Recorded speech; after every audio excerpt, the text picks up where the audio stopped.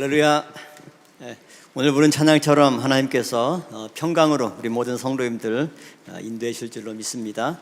저는 오늘 레위기 10장 10절부터 11절 말씀을 통해 거룩에 이르는 방법이라는 제목으로 함께 은혜를 나누고자 합니다. 자, 오늘 본문 말씀 보면 하나님께서 아론에게 명령한 두 가지 내용이 있죠. 본문 볼 때 너희가 거룩하고 속된 것을 분별하며 부정하고 정한 것을 분별하고 또 여호와가 모세를 명한 모든 규례를 이스라엘 자손에게 가르치리라. 그러니까 한마디로 분별하며 가르치는 것, 이것을 하나님께서 아론에게 명령하신 제사장들의 중요한 직분이고 사명이라고 하는 거죠. 그렇다면 오늘 하나님의 신령한 제사장된 우리 성도들 또한 이처럼 정확하게 하나님의 말씀의 뜻을 분별하고 또 올바로 분별한 것을 제대로 가르쳐야 되지, 제대로 분별하지 못하면서 엉뚱한 것 가르치면 안 되는 거죠. 그래서 오늘 본문에 보면 세부적으로 나누면 네 가지 항목에 대해서 하나님이 언급하고 있죠. 거룩한 것과 속된 것, 그리고 정한 것과 부정한 것. 거룩한 것은 가장 기본적인 개념만 지금 말씀을 드리면 구별된 것, 하나님을 위해서 따로 이렇게 거룩하게 구별된 것이 거룩한 거다. 그리고 속된 것은 일상적인 것이면서 동시에 거룩하지 않은 모든 것을 성경은 속된 것이라고 얘기를 합니다.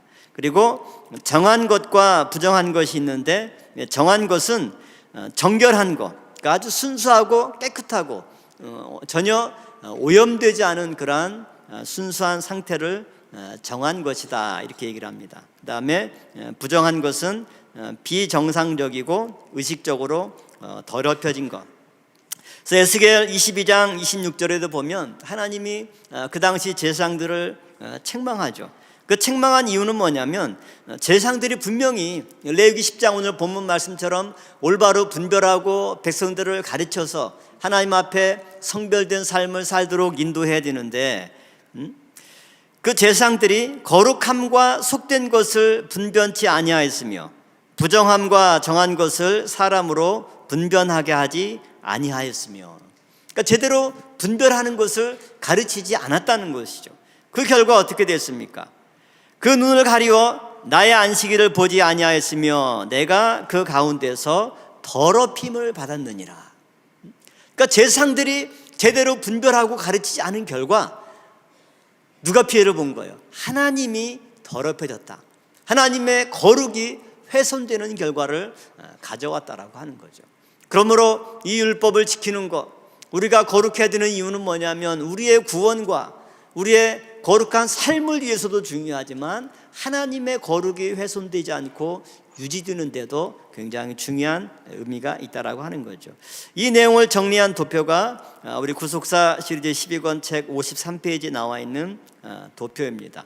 그래서 거룩한 것과 정결한 것을, 거룩한 것과 속된 것을 구별하고 그다음에 정결한 것과 부정한 것을 분별해야 되는데, 아까 말씀드린 대로 거룩하지 않은 모든 것이 속된 것이다. 그래서 속된 것 속에는 두 가지 내용이 포함되는 거죠. 정결한 것과 부정한 것이 속된 것에 포함이 되는 것입니다. 그래서 이 네 가지는 이제 요약하면 세 가지 단계가 되겠죠.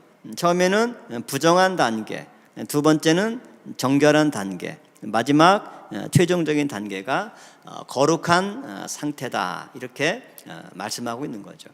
위의 상태는 또 고정적인 것이 아니라 우리가 어떤 것과 접촉하느냐, 부정한 것과 접촉하느냐, 거룩한 것과 접촉하느냐에 따라서 부정한 것이 정결해지기도 하고 정결한 것이 다시 부정해지기도 하는 것입니다. 또 제사나 정결 예식, 이러한 것들을 통해서 이 세 단계가, 세 가지 상태가 유동적으로 움직인다라고 하는 거죠. 그래서 우리는 부정한 상태에서 정결한 상태로, 다시 정결한 상태에서 거룩한 상태로 이렇게 날마다 성장하고 하나님의 말씀으로 더불어서 완성되어져 가는 그러한 삶을 살아야 한다라고 하는 것을 이 도표 내용을 통해서 말씀해 주고 있는 거죠. 그래서 12권 내용에 이런 제사법의 역할이나 기능, 이 모든 것들은 사실은 이 도표 속에 다 들어 있습니다. 그래서 여러분들이 이 도표의 의미를 정확하게 이해를 하면 12권 책 전체뿐만 아니라 구약에 이 제사 제도를 하나님이 왜 주셨는지, 또 정결 규례를 왜 주셨는지, 이러한 것을 정확하게 알 수가 있는 것입니다. 그래서 오늘 이 내용들을 우리가 중점적으로 함께 살펴보도록 하겠습니다. 자, 그럼 본론으로 두 번째, 거룩에 이르는 방법, 오늘 말씀의 제목인데요. 오늘 본문을 통해서 크게 세 가지 내용을 통해서 거룩에 이르는 방법을 보도록 하겠습니다. 첫 번째는 뭐냐면 생기를 통해서 우리는 거룩에 이르게 된다. 이 이미지는 보니까 그 창세기장 7절에 아담 창조한 내용을 그림으로 그린 그런 내용들입니다. 실제 이렇게 창조하지는 않았겠지만 하여튼 작가의 상상력이 하여튼 이러한 것입니다.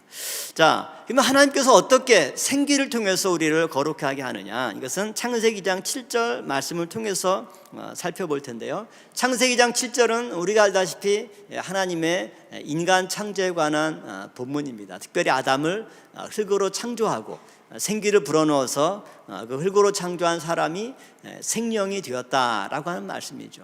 이러한 창조는 곧 하나님의 구원의 과정이고, 또 제사 제도를 주신 것도 하나님께서 왜 우리에게 제사 제도를 주셨느냐, 큰 틀에서 보면 구속사의 관점에서 우리를 구원하시기 위한 하나의 방편으로 허락한 제도가 뭡니까? 제사 제도라고 하는 거죠. 그러므로 하나님의 창조의 과정이나 또 우리를 구원하는 구원의 과정이나 동일한 맥락에서 우리가 살펴볼 수가 있는 것이죠. 그래서 창세기장 7절 말씀 보면 여호와 하나님이 흙으로 사람을 지으시고 생기를 그 코에 불어넣으시니 사람이 뭐가 됐습니까? 생명이 되었다. 그러면 처음 하나님이 창조한 사람의 그 상태가 뭐냐면 흙으로 사람을 지었다, 이렇게 말씀합니다. 근데 이 흙이라고 하는 말도 사실 우리말 표현으로는 정확지가 않습니다. 정확하게 얘기하면 흙의 먼지로 창조했다라고 해야 정확한 번역입니다. 그래서 창세기장 7절에 흙으로 사람을 지었다, 그러니까 히브리어로는 아파르민 하 아담마라고 하는 단어입니다. 그래서 이 아담마, 여러분 귀에 익숙하죠? 이 아담마라는 단어가 흙이라고 하는 단어예요. 아담마에서 뒤에 이제 이렇게 모음이 떨어져 나가면 아담, 첫사람 아담, 사람의 이름이 되는 거죠. 그리고 미는 이제 전치사죠. from, 뭐뭐로부터, 이런 뜻의 전치사고요. 아담마에서 이렇게 취한 건데, 아파르가 뭐냐면 먼지. 그러니까 흙에 있는 먼지를 취해서 그걸로 사람을 만들었다, 그런 뜻입니다. 그러니까 사람의 가치가 흙 덩어리, 찰흙도 초등학교 때 실습하려면 돈 주고 사야 되잖아요. 또 흙 덩어리로 만들었으면 나름대로 가치가 있어요. 그런데 바람 불면 날리는 흙 먼지가 값어치가 있습니까? 아무 값어치도 없는 거죠. 그러니까 처음 하나님이 창조한 사람의 모습은 이처럼 흙도 아니고 흙의 먼지로 창조했다라고 하는 거죠. 이런 흙의 먼지로 사람의 형상을 만드시고, 그 다음에 어떻게 하십니까? 코에다가 생기를 불어넣으니까 사람이 뭐가 됐습니까? 생명이 되었다. 그러면 흙의 상태, 처음 사람을 아담이라고 히브리어로 말씀하고 있는데, 생기를 불어넣으니까 그 아담이 뭐가 됐습니까? 생령, 살아있는 영이 되었다. 히브리어로 네페시 하야라고 하는 단어입니다. 특별히 네페시라고 하는 단어는 영으로, 성령으로도 번역이 되는 단어고요. 또 구약의 사람을 뜻하는 단어가 아담으로도 쓰이고, 그 다음에 두 번째 네페시도 사람으로 쓰입니다. 근데 아담과 네페시 차이가 뭐냐? 아담 하면 흙으로 지은 사람이기 때문에 뭔가 허무하고 한계가 있고 유한하고 육신적인 존재를 가리키는 의미라면, 네페시는 하나님의 영이 들어간 사람으로서 하나님의 형상을 닮아 구원의 과정으로 나아가는 그러한 사람을 뜻하는 단어가 바로 네페시죠. 그래서 우리말로는 똑같은 사람이지만 아담이라고 얘기했을 때와 네페시라고 얘기했을 때가 전혀 다른 거죠. 그럼 하나님은 흙으로 지은 사람을 생기를 불어넣어서 뭘로 만드셨어요? 네페시, 생명으로 만드셨다. 그럼 다시 아까 이 그림으로 가보면 사람의 처음 상태, 흙으로 지은 상태는 어떤 상태라고 볼 수가 있습니까? 부정한 상태라고 볼 수가 있죠. 육신의 소욕에 따라 살아가는 그러한 삶입니다. 그런데 하나님의 생기가 들어갈 때 그 사람이 뭘로 바뀌었습니까? 생명으로 바뀌었다라고 하는 것은 생명의 상태는 정결한 상태, 깨끗한 상태여서 신령으로 자라갈 수도 있고 다시 하나님의 영을 잃어버리면 흙으로 타락할 수도 있는 그러한 중간 상태의 어떤 모습, 이게 정결한 상태를 말하고 있는 거죠. 그래서 베드로전서 2장 11절 말씀 보면 사랑하는 자들아 나그네와 행인 같은 너희를 권하노니 영혼을 거스려 싸우는 육체의 정욕을 제어하라. 그래서 영혼과 육체를 서로 상반된 개념으로 베드로 기자가 말씀하고 있습니다. 헬라어로 육체는 사락스라는 단어입니다. 그리고 영혼은 푸시케라고 하는 단어이죠. 히브리어로 보면 육체라고 하는 단어 아담이란 단어로서도 무방하고요. 영혼이라는 단어 네페시라고 하는 단어입니다. 그러므로 흙의 속성을 지닌 우리는 육체의 정욕이 우리 속에 자리잡고 있는 거예요. 그러나 하나님의 생기를 통해서 하나님이 우리에게 영을 불어넣어 줬을 때 그 영을 통해서 우리의 육체의 정욕을 제어하는 가운데 날마다 자라가고 성장해서 신령한 상태로 나아갈 수 있는 은혜를 하나님께서 우리에게 허락해 주시는 것입니다. 갈라디아 3장 23절 말씀 오타가 났는데 함께 같이 한번 읽어보도록 하죠. 3장 23절, 자 시작. 내가 너희에게 다만 이것을 알려 하노니 너희가 성령을 받은 것은 율법의 행위로냐 듣고 믿음으로냐 너희가 이같이 어리석으냐 성령으로 시작하였다가 이제는 육체로 마치겠느냐. 근데 우리는 마지막 이 사도 바울의 책망을 주의 깊게 들어야 돼요. 너희가 성령으로 시작했다가 육체로 마치겠느냐. 여기에 해당하는 대표적인 첫 케이스가 누굽니까? 아담이죠. 하나님이 아담에게 생기를 불어넣어서 네페시가 됐습니다. 아담의 시작이 뭡니까? 성령으로 시작했죠. 그러면 어디로 맞춰야 돼요? 그 성령의 열매를 맺은 신령한 단계로 우리가 맞춰야 되는데 아담이 다시 뭘로 맞췄습니까? 육체로 마친 거죠. 다시 흙으로 돌아가서 자기의 근본된 토지를 갈아야 하는 상태로 원점으로 다시 되돌아간 아담의 모습을 말씀해 주고 있는 거죠. 그러므로 우리는 이처럼 하나님의 생기, 하나님의 이러한 성령의 역사가 우리를 거룩으로 이끄시는구나. 작은 두 번째 내용 보면 부활하신 주님 또한 성령의 사역을 통해서 제자들을 정결하게 또 거룩한 단계로 이끄신 것을 볼 수가 있습니다. 요한복음 20장 22절과 23절 말씀 보면 이 말씀을 하시고 저희를 향하사 숨을 내쉬며 가라사대 성령을 받으라. 너희가 네 죄든지 사하면 사하여질 것이요 네 죄든지 그대로 두면 그대로 있으리라 하시니라. 자, 예수님께서 부활하시고 또 제자들을 향해 나타나서 저희를 향하사 숨을 내쉬며 가라사대 이렇게 숨을 내신 겁니다. 이것은 성경을 읽는 성도들로 하여금 창세기 2장 하나님의 창조의 과정을 떠올리게 하는 거죠. 흙으로 사람을 창조하시고 코에다가 생기를 불어넣으셔서 그 사람을 네페시로 창조하셨던 하나님의 그 창조의 과정이 곧 구원의 역사라고 하는 거죠. 부활하신 주님이 왜 제자들에게 다시 나타나서 이 재창조의 사역을 다시 하셨을까요? 제자들이 3년 동안의 주님의 가르침에도 불구하고 말씀의 확신의 터에 서지 못하고 의심하고 두려움 가운데 떨고 있을 때 그들이 주님의 복음을 증거하고 하나님 나라의 완성을 위한 구속 역사의 일꾼으로 쓰임받기가 어려운 거죠. 그들을 다시 주님께서 세우시기를 원하셨습니다.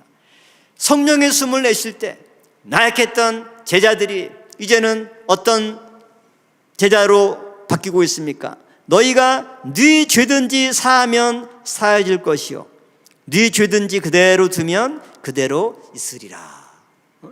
이게 얼마나 놀라운 권세입니까? 한마디로 제자들을 죄 사하는 권세를 가진 직분자로 예수님께서 세우신 겁니다. 말씀을 받지만 두려워하고 주님을 부인하고 도망치는 그들의 모습은 바로 타락한 아담의 모습이죠. 그럼 그야말로 제자들의 상태가 부정한 상태입니다. 그러나 예수님께서 새로운 성령을 그들에게 불어넣으실 때 그들에게 모든 의심의 구름이 거쳤습니다. 그들의 연약함이 강건함으로 바뀌었습니다. 담대하게 말씀을 증거할 때, 베드로가 한번 말씀을 증거할 때 3,000명이 회개하는 놀라운 역사가 일어났습니다. 초대교회 제자들의 이 놀라운 부흥운동과 하나님 나라의 확장, 구속사의 힘찬 전진은 바로 주님께서 그들에게 생기를 불어넣듯 성령의 역사를 통해서 그들을 새롭게 재창조하는 과정을 통해서 이런 놀라운 변화가 있었다라고 하는 거죠. 오늘 우리가 이렇게 하나님 앞에 나와서 예배드리는 이 모든 순간 하나님이 우리에게 이처럼 성령의 숨을 우리에게 내뱉어서 우리 코에 생기의 놀라운 역사를 허락하는 능력의 시간인 줄로 믿습니다. 그래서 이러한 생기의 역사, 이 내용을 도표로 정리해보면 첫사람 아담은 흙으로 창조했습니다. 이 흙을 성경은 육체라고 표현하는데 영어로는 flesh라는 단어로 사용하고 있죠. 아까 사도 바울도 얘기했듯이 신약 성경에서 육체라고 하는 말은 하나님의 뜻과 성령과 반대되는 개념입니다. 이런 육체에 있는 상태는 부정한 상태죠.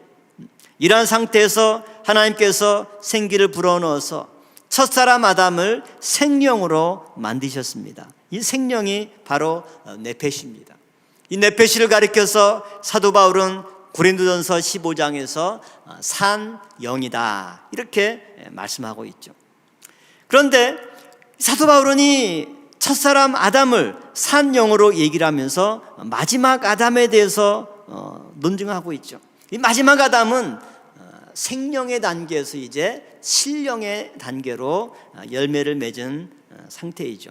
그 신령은 살려주는 영입니다.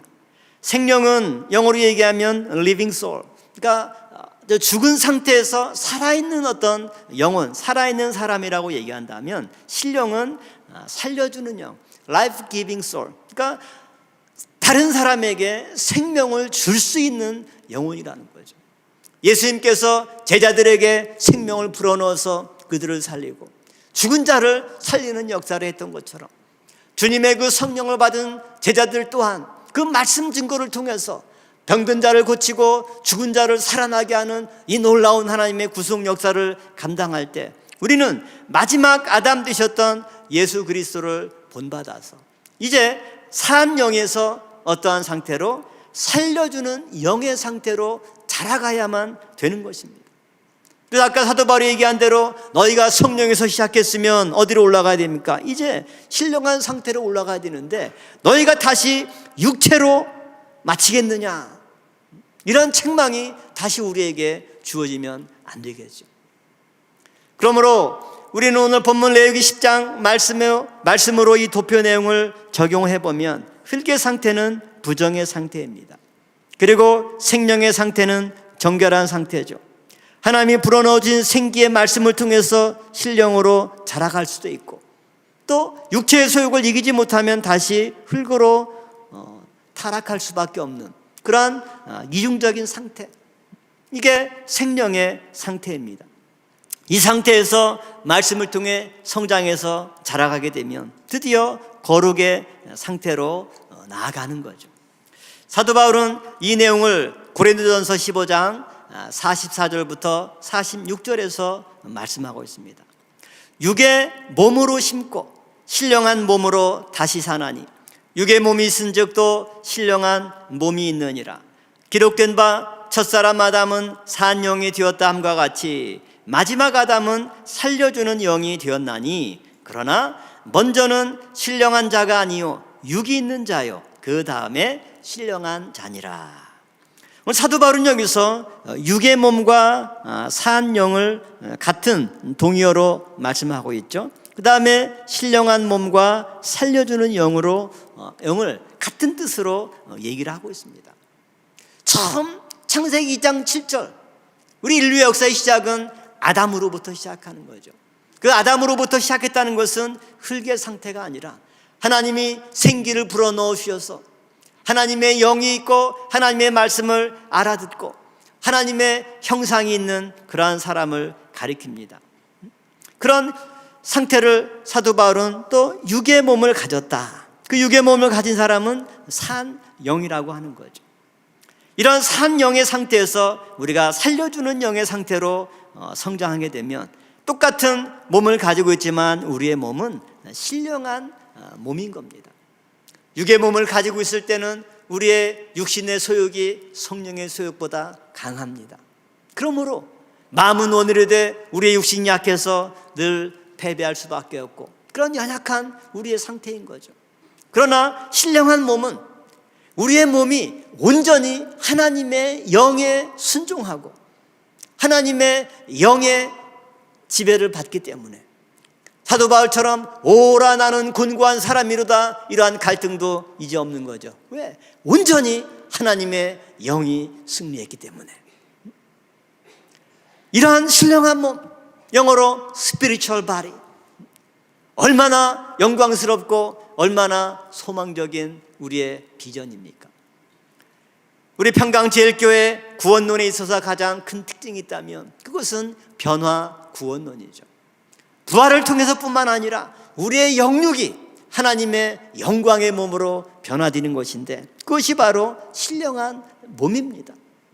오늘 이 말씀과 같이 하나님의 귀한 생기의 역사가 우리를 육체의 상태, 흙의 상태에서 생명의 상태로 건져줬을 뿐만 아니라 신령한 몸으로 열매를 맺게 해줄 줄로 믿습니다. 우리는 늘 아직까지 연약해서 우리의 육에게 패배할 수밖에 없지만 그러나 하나님의 강력한 말씀의 역사, 우리에게 주신 이 생기의 말씀이 우리의 모든 육신의 소욕을 제어하고 온전히 100% 하나님의 뜻에 순종할 수 있는 우리의 몸과 마음이 될 줄로 믿습니다. 그 다음 큰 두 번째로 거룩에 이르는 방법은 뭐냐? 제사를 통해서 우리는 거룩에 이를 수 있다. 제사는 죄사함과 정결함을 유지시켜 주어서 죄인된 사람을 정결하고 거룩한 존재로 변화시켜주는 그러한 기능이 있는 것입니다. 그럼 이 제사를 통해서 어떻게 우리가 거룩에 이르게 되느냐? 작은 첫 번째로 보면 번제를 통해서 부정한 사람이 정결한 사람으로 변화되게 된다는 거죠. 첫 번째, 번제를 드리기 전에 사람을 성경은 히브리어로 뭐라고 표현하고 있느냐? 아담으로 표현하고 있습니다. 레위기 1장 2절 말씀 보면 이스라엘 자손에게 고하여 이르라 너희 중에 누구든지 여호와께 예물을 드리려거든 생축 중에서 소나 양으로 예물을 드릴지라. 자, 처음 제사제도에서 말씀합니다. 첫 제사가 번제입니다. 번제를 드리기 전에는 아무도 아직 제사를 드리기 전이니까 사람들의 상태가 어떤 상태입니까? 부정한 상태죠. 그 죄의 문제가 해결되지 않은 것입니다. 그래서 너희 중에 누구든지 번제를 드리려는 사람은, 그래서 이 누구든지라고 하는 말, any man, 이 사람을 가리키는 단어인데 이 단어를 히브리어로 뭐라고 썼느냐? 아담을 사용한 겁니다. 그래서 이 아담이 번제를 드렸어요. 두 번째는 이제 어떤 제사를 드립니까? 소제를 드리죠. 소제를 드릴 때는 단어가 바뀝니다. 번제를 드린 후에 소제를 드리려는 사람을 히브리어로는 이제 네페시를 사용하고 있는 거죠.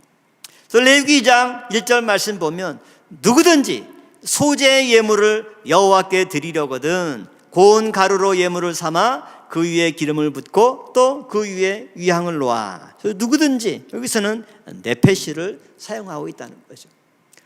그러니까 번제를 드리기 전에는 분명히 사람을 아담이라고 얘기했는데 번제를 드리고 나니까 그 사람이 뭘로 바뀌었어요? 네페시로 바뀐 겁니다. 이게 제사의 놀라운 효력인 거죠. 그래서 번제 이후에 그 다음부터 제사 제도에 설명하면서 성경은 사람을 가리킬 때 전부 어떤 단어를 쓰느냐? 아담이라는 단어를 쓰는 것이 아니라 네페시를 사용하고 있는 거죠. 그래서 레위기 4장부터 5장, 7장까지 이런 구절에서 전부 다 네페시라는 단어를 사용해서 제사인을 표현하고 있다라고 하는 거죠. 이처럼 제사는 아담을, 부정한 상태에 있는 사람을 정결한 상태로 인도하는 그런 놀라운 효과가 바로 제사의 효과라고 하는 거죠. 오늘 우리가 예배 드릴 때 여러분이 성전에 오기 전에는 아담의 모습으로 왔다 할지라도 말씀을 통해서 우리의 모든 육신의 소욕을 제거하고 네페시로 거듭나게 하는 놀라운 은총의 역사가 있을 줄로 믿습니다. 그러면 두 번째로 제사를 통해서 거룩해지는 이 이유, 그 비결이 뭐냐? 어떻게 해서 번제를 드리고 났더니 아담이 네페시가 됐느냐?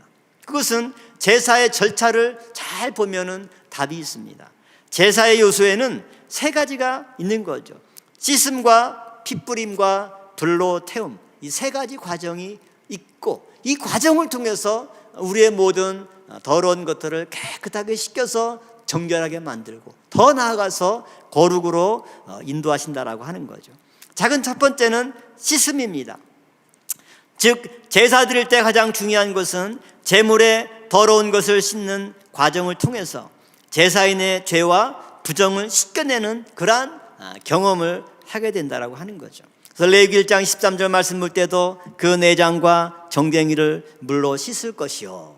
그러니까 제사를 드리는 사람도 당연히 몸을 깨끗하게 씻고 제사를 드리러 갈 거고 제물도 깨끗하게 씻어내는 겁니다. 이런 씻는 과정을 통해서 단순히 제물의 더러운 것, 피나 내장이나 그런 것들을 제거하는 것뿐만 아니라 그 과정을 통해서 제사인의 마음까지도 깨끗하게 씻겨내는 거죠. 여러분들이 지금 대신방 기간 중에 집안을 청소하면서 때로는 힘들지만 집안 청소하면 어때요? 집안 상태도 깨끗하고 그다음에 그걸 바라보는 여러분의 마음도 깨끗해지죠. 아유, 이렇게 청소하니까 그냥 깨끗하고 좋네. 마찬가지로 제사를 드리면서 이처럼 제물을 깨끗하게 씻겨내면서 제사인은 자기의 마음까지도 그리고 자기의 행실을 돌이켜보며 깨끗하게 씻어내는 과정을 경험하게 되는 것입니다. 그래서 부정한 상태에서 정결한 상태로 나아갈 수가 있는 거죠. 그 다음 두 번째로는 핏뿌림입니다.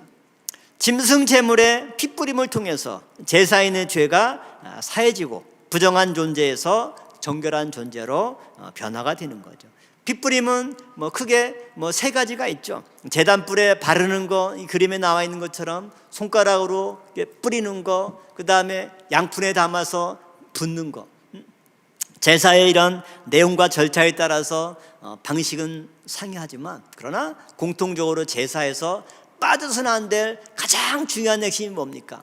핏뿌림이죠. 그래서 레위기 17장 11절 말씀에 이 핏뿌림의 의의가 잘 요약되어 있는 거죠. 육체의 생명은 피에 있음이라 내가 이 피를 너희에게 주어 단에 뿌려 너희의 생명을 위하여 속하게 하였나니 생명이 피에 있으므로 피가 죄를 속하느니라. 그렇기 때문에 내가 아무리 많은 제물을 바쳐도 만약에 짐승을 깨끗하게 씻기기만 하고 바로 불에 태웠다 그러면 제사 그거 아무 효력이 없는 겁니다. 어떻게 해야 돼요? 반드시 배를 갈라서 내장 정리하고 또 그 피를 받아서 그 피를 뿌릴 때 제사인의 죄가 사함을 받게 되는 겁니다. 그 다음 세 번째는 뭡니까? 불태움, 정화의 과정이죠. 불태움은 두 가지 의미를 갖죠.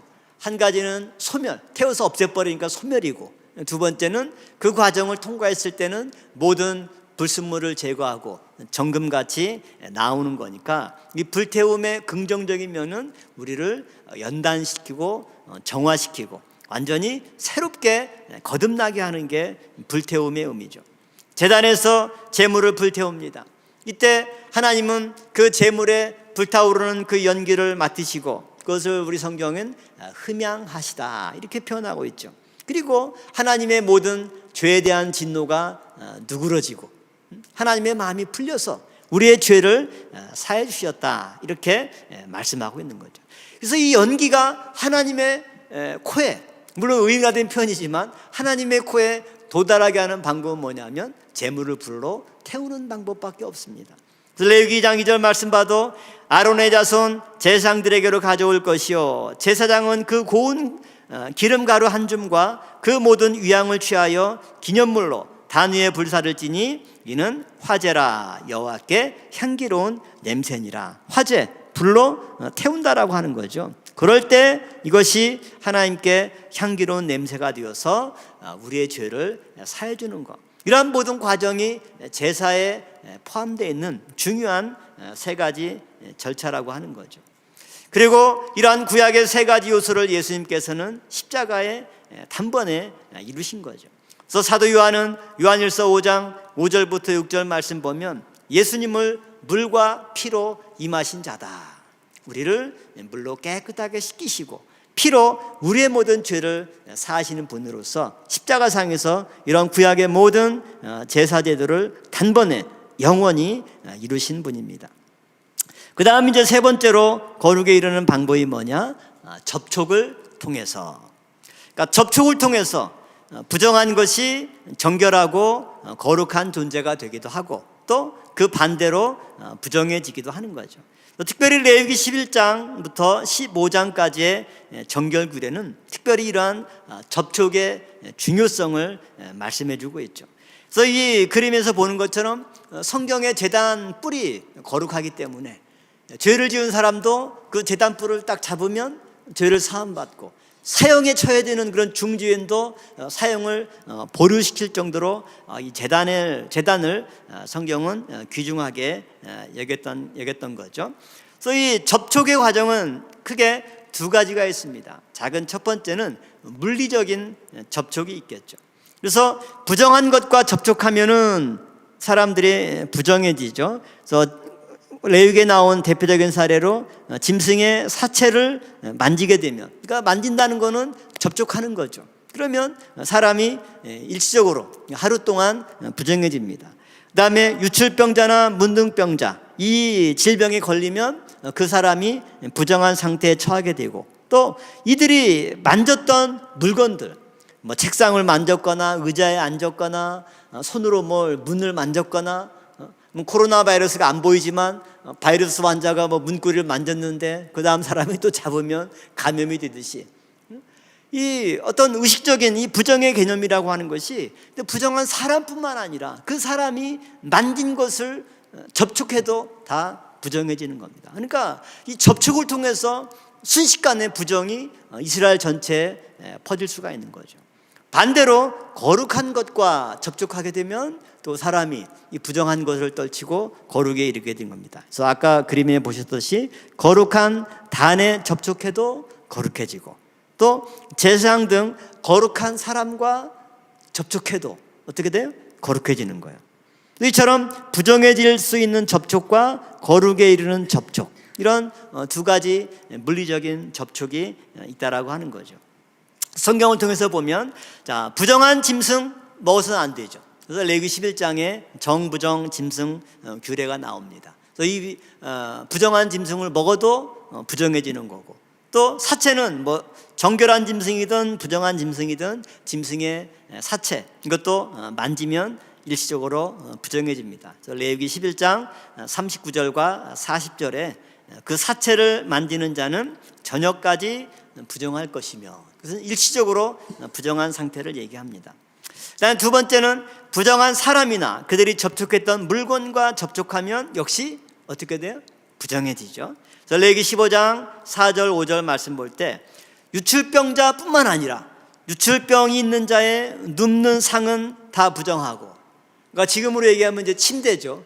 유출병자의 눕는 침대는 다 부정하고 그의 앉았던 자리도 다 부정하니 그 침상에 접촉하는 자는 옷을 빨고 물로 몸을 씻을 것이며 저녁까지 부정하리라. 그래서 성경이 이 접촉을 통해서 부정한 것이 얼마나 빠른 속도로 퍼져나갈 수 있는지를 말씀하는 거죠. 그래서 광야 시대 때도 유칠병이나 문둥병이나 이런 부정한 병에 걸리면 바로 어떻게 합니까? 격리. 코로나 때 많이 경험해봤잖아요. 무조건 격리해서 진 밖으로 내어보내고 그 질병이 나아야 들어오는데, 그것도 자기 마음대로 들어오는 것이 아니라 제사장이 확인해서 다 나았는지 안 나았는지 확인하고 오케이 사인을 줘야 그 다음에 진 안으로 들어올 수 있었던 거죠. 그 다음, 거룩한 제단과 접촉하면 거룩해집니다. 이번에 이제 반대로 거룩한 접촉이죠. 출애굽기 29장 37절 말씀 같이 한번 읽어보도록 하죠. 자, 시작. 내가 7일 동안 단을 위하여 속죄하여 거룩하게 하라. 그리하면 지극히 거룩한 단이 되리니 무릇 단에 접촉하는 것이 거룩하리라. 그러니까 구약시대 때는 단에 접촉하면, 그러니까 그 제단뿔을 잡으면 거룩하고, 또 그걸 붙잡을 때 하나님이 죄에 대한 심판도 유예해 주었던 거죠. 출애굽기 30장 29절 말씀 보면 지성물 또한 거룩한 것으로 성경이 말씀하고 있죠. 이것에 접촉하는 것이 거룩하리라, 이렇게 말씀하고 있는 거죠. 또 네 번째 보면 거룩한 사람, 구약에서는 제사장 등이 거룩한 사람이죠. 거룩한 사람과 접촉하면 또 거룩해지는 겁니다.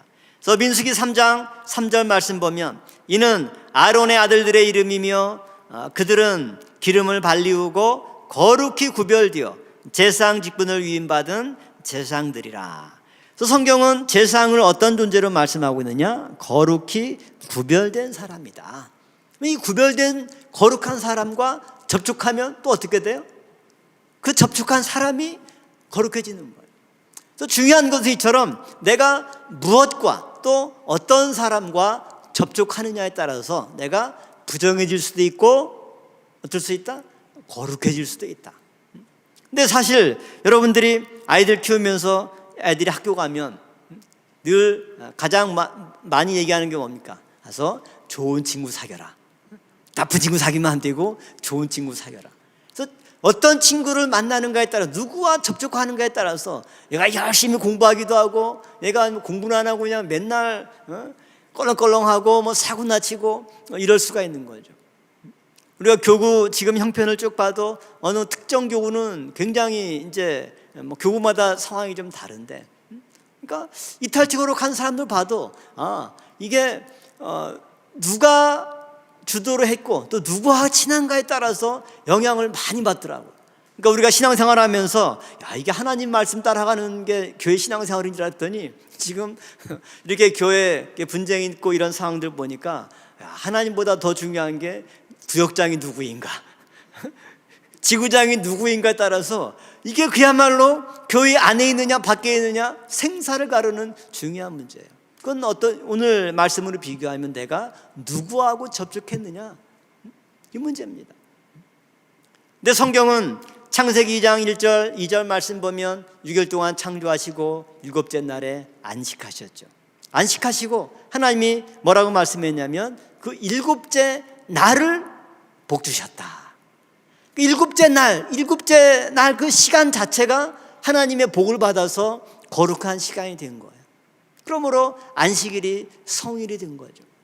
그러니까 여러분들이 주일날 교회 나오면 거룩한 시간과 접촉하죠. 하나님의 거룩한 말씀을 만나죠. 만나는 사람도 누굽니까?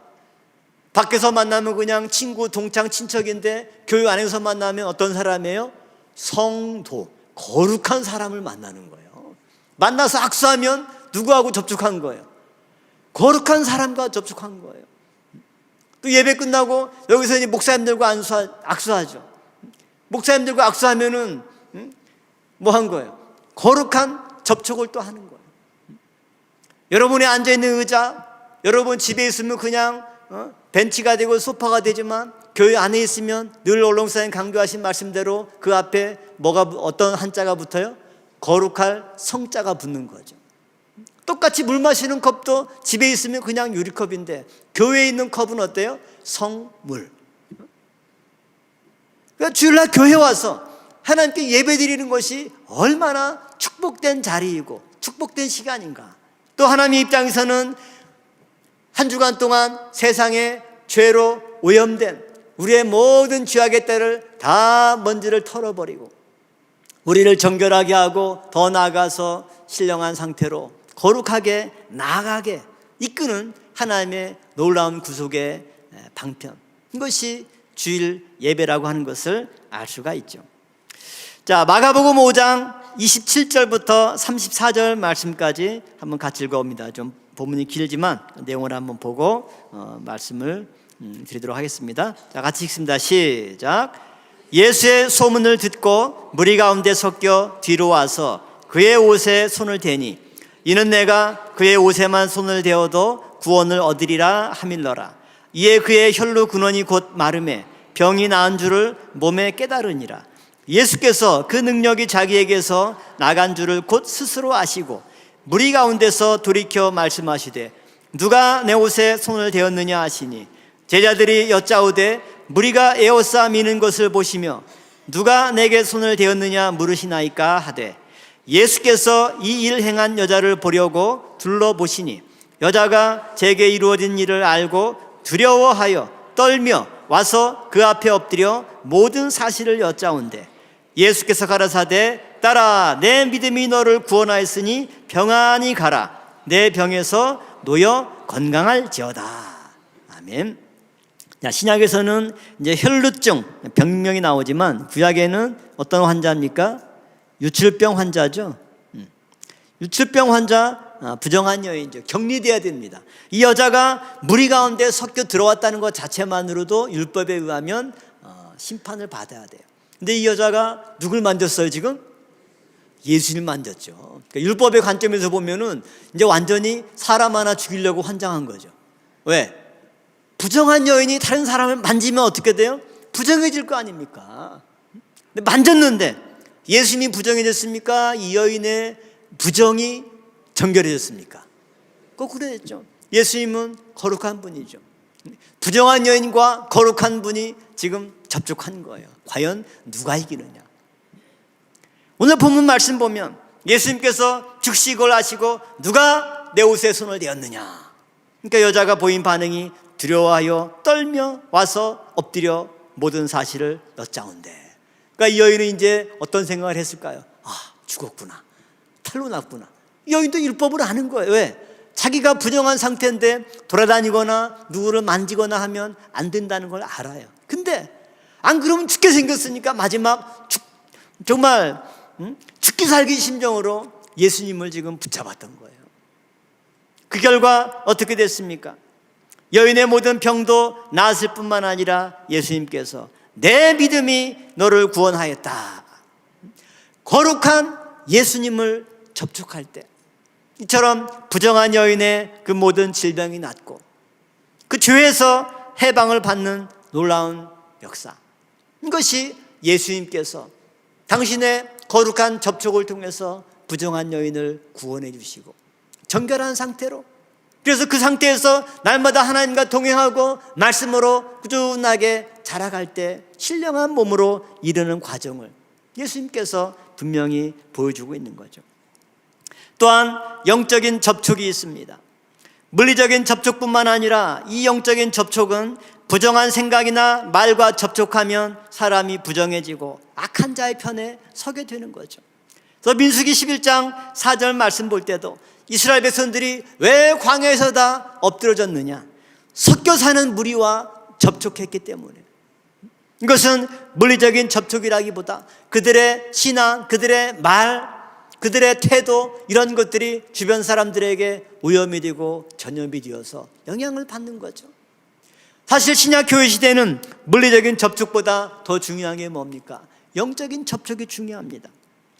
또 느헤미야 13장 3절 말씀 보면 백성이 율법을 듣고 곧 섞인 무리를 이스라엘 가운데서 몰수히 분리케 하였느니라. 아예 물리적으로 분리시켜버린 거예요. 왜? 그런 사람들이 있으면 그런 사람들의 말이, 태도가. 근데 사람은 주변 사람들에게 긍정적인 영향도 물론 많이 받죠. 근데 긍정적인 영향보다 부정적인 영향을 훨씬 빨리 민감하게 받아들이는 경향이 있어요. 예를 들어서 어떤 사람들과 대화하면서 어떤 제3자에 대해서 야, 그 사람 대단하던데 뭐 칭찬하게 되면 그냥 그런 걸 흘려보내는데 야, 그 사람 세상에나 그런 이제 욕을 해가면서 막 비난하잖아요. 그거는 절대 안 까먹고 또 바로 전화해서 돌립니다. 야, 누가 이렇대. 이 부정적인 영향을 사람들이 훨씬 많이 받는 거죠. 그러니까 이런 눈에 보이지 않는 이런 영적인 접촉 굉장히 중요한 거죠. 그래서 느헤미야 시대 때는 오죽하면 그들을 공동체에서 분리시켜서 이런 부정적인 접촉을 금했던 거죠. 그러나 거룩한 하나님의 말씀과 접촉하면 육신의 소욕을 이기고 새로운 피조물로 창조가 되는 것입니다. 또 고린도후서 5장 17절 말씀 우리 같이 한번 읽어봅니다. 자, 시작. 그런즉 누구든지 그리스도 안에 있으면 새로운 피조물이라. 이전 것은 지나갔으니 보라 새 것이 되었도다. 그리스도 안에 있으면 하나님의 말씀 안에 거하는 거니까 말씀과 만나는 거 영적인 접촉이죠. 그렇게 되면 어떻게 되냐고요? 새로운 피조물로 우리가 거듭나게 된다는 거죠. 거룩에 이르는 가장 직통 코스를 하나님께서 말씀해 주신 것입니다. 우리 평강의 성도 여러분들, 오늘 이 말씀과 같이 그리스도 안에 거할 때, 하나님의 말씀 안에 거할 때 날마다 하나님께서 우리를 새로운 피조물로 창조해 주실 줄로 믿습니다. 결론적으로 우리는 2025년 한 해 신령한 산제사로 거룩한 삶을 사는 역사가 있어야 되겠습니다. 그래서 내가 과거에는 사마리아 여인과 같이 부정한 삶을 살았다 할지라도 주님을 만나서 이제 그 모든 죄를 깨끗하게 씻어서 정결한 상태에 이르르고 그 상태에서 주시는 말씀으로 날마다 동행하고 하나님의 말씀을 상고하고 또 내 속에 육신의 소욕과 성령의 소욕이 싸우고 갈등할 때 처음에는 그냥 10전 9패 그 다음에 10전 8패 조금씩 내가 패배하는 걸 줄이고 승리하는 걸 늘려가서 마지막에는 10전 10승 할 때 그것이 바로 신령한 상태에 이르는 비결인 줄로 믿습니다. 우리 베드로전서 2장 5절 마지막 같이 읽고 말씀을 마무리하도록 하겠습니다. 자, 시작. 너희도 산돌같이 신령한 집으로 세워지고 예수 그리스도로 말미암아 하나님이 기쁘시게 받으실 신령한 제사를 드릴 거룩한 제사장이 될지니라. 아멘. 자, 신령한 집으로 세워진다. 여기서 집이라고 하는 것은 보이는 건물도 얘기하지만 사람의 집인 신체, 바디를 의미하기도 하죠. 그러니까 우리가 그리스도 안에서 신령한 집으로, 신령한 몸으로 세워져야 돼요. 그리고 구약 때는 아론과 그 아들들을 거룩한 제사장으로 삼았다면 오늘 우리는 말씀 받은 성도를 하나님의 신령한 제자들을 다 거룩한 제사장으로 삼았습니다. 올 2025년 한 해 교회 표를 우리 앞에 이정표로 세우고 신령한 산 제사의 삶을 살 때 날마다 거룩으로 전진하는 그러한 은혜 역사 있기를 다시 한번 주님의 이름으로 축원함을 드리겠습니다. 기도하시겠습니다. 감사하신 아버지 하나님, 오늘도 우리에게 귀한 예배 허락하여 주시고 참으로 저희들의 발걸음을 하나님의 거룩한 교회로 인도하여 주시사 하나님의 거룩한 시간 속에 거룩한 말씀으로 우리의 영혼이 하나님 앞에 한 걸음 더 나아갈 수 있도록 인도하여 주시고 우리를 신령한 집으로 세워주심을 진심으로 감사를 드려옵나이다. 흙으로 지음받아 육체의 소욕에 사로잡혀 살아갈 수밖에 없던 저희들을 생기를 불어넣어서 생명으로 새롭게 창조하신 아버지 하나님의 놀라운 구원의 역사에 다시 한번 감사를 드려옵나이다. 이제 성령으로 시작해서 우리의 인생이 육체로 마치지 않도록 인도하여 주시옵소서. 사도 바울의 그 책망의 말씀을 우리 마음 가운데 새기는 가운데 성령으로 시작해서 신령으로 열매를 맺는 저희들 될 수 있도록 인도하여 주시옵소서. 이제 흙 가운데서 건져주어 나를 산 존재로 만들어 주셨사오매 이제 나 혼자만 사는 것이 아니라 남들에게도 이 생명을 나누어 주고 그들도 살릴 수 있는 살려주는 영의 역사를 감당하는 평강의 성도들 다 될 수 있도록 축복하여 주시옵소서. 예수님의 이름으로 감사 기도올려 싸움나이다. 아멘.